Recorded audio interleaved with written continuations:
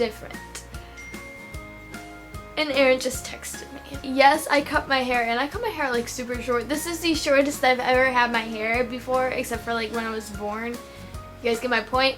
But yes, I actually really love this hairstyle. I just found some pictures on like Pinterest and went online and like typed in short hair girl person, and so today I filmed a light summer makeup tutorial that you can wear to weddings if you've been like invited to a wedding. It's really nice and simple, and it's not cakey like at all. It doesn't really feel like I'm wearing much makeup. It's waterproof. I use like a lot of cream products and everything just to keep it on my face longer.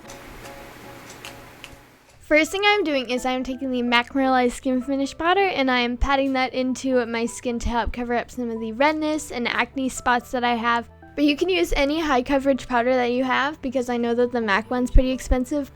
And if you want some more extra coverage, I would recommend using a BB cream, because those are nice and light, but it also is still light enough not to get really cakey with humidity in the summer heat. Next, I'm using Benefit's High Beam, and I'm putting that onto a damp sponge, and I find that using a liquid highlighter tends to stay longer and look more natural. But if you don't have a liquid highlighter, that's perfectly fine. You can just use a nice shimmery eyeshadow, but make sure that's not too shimmery. Then on the same sponge, I am taking Posie Tint from Benefit, and I am just dabbing that around my face to add some natural flushing. And I really like this since that it's a wet sponge. It makes it look very natural.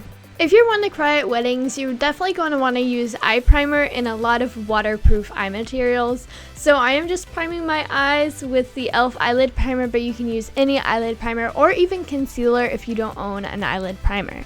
Next, I'm using, again, a cream eyeshadow. This is the NYX cream eyeshadow in Pink Beige, and I'm just putting that onto my eyelids and then immediately blending it out, because the NYX cream eyeshadows have a tendency to dry very quickly.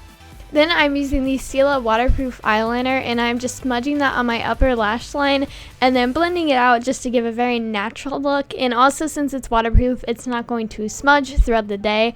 These are two great options for if you want to add some color. They're both waterproof, but for me personally, I decided not to add color.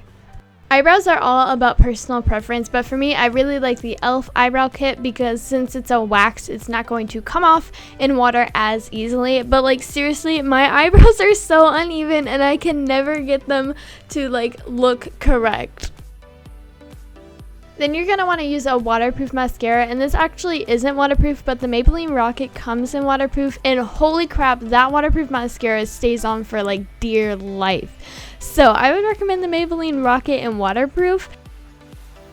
For lips, I wouldn't recommend lipstick because that tends to get very globby, so I would recommend a Balm Stain, and this one is from Wet n Wild, or I also have this one from Pop Beauty, which I personally really like, and it's the Stay Stain in Poppy Kiss, and I just like adding that into like the center of my lips and then kind of blending it out.